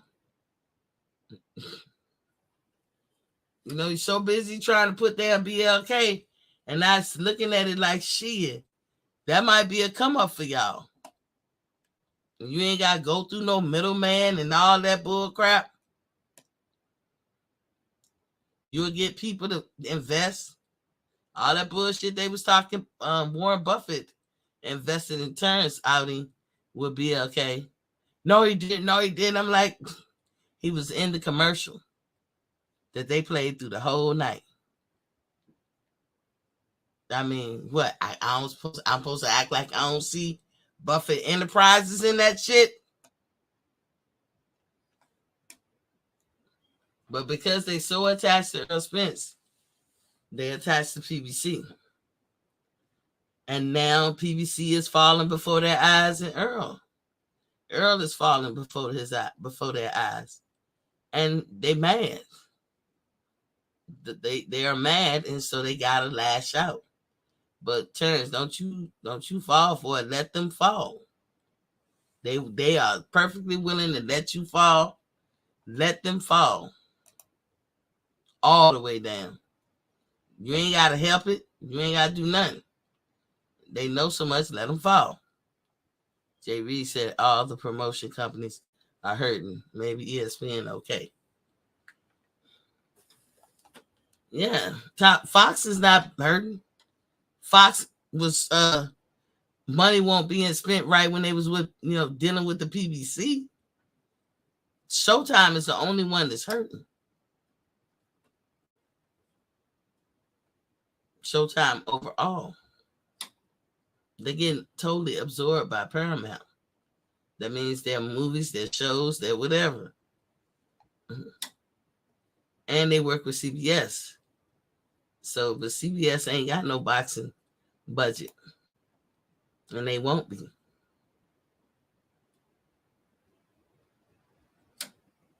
So, that's all I have. I just wanted to explain what I was thinking of why I think the backlash and all this rah-rah is coming towards Bud. I don't know what started it that made him call them dudes hoes, but they probably fucked with him. Cause knowing Bud, they probably fucked with him. He ain't that type to be fucking with people initially. He don't start no shit, but he'll end it. As far as the other fans getting at his neck and riding him, I know Bud know it come with the territory. Ignore them. Cause one thing I see about Bud, everything they mean for bad, God be turning for good. Every time. So that's all I have. Jay Reedy said, appreciate you coming on. Caught you today. Good. Monday through Friday, 7:30 p.m., y'all. And it's just a different perspective. That's all I'm saying. Hope I ain't beat up your boy too hard. But Earl Spence is in a predicament, y'all. He put himself there. And that's not a negative thing to say. We all do it to ourselves all the time. But he put himself there. Because then he got 4 people beckoning at his heels, trying to see what he gonna do. And I'm telling you, he damn if you do, he damn if you don't. But he did that to himself. He could have maneuvered his career a lot better, but that's what happens when you give somebody carte blanche to do whatever the fuck they want to do with your career. Never do that.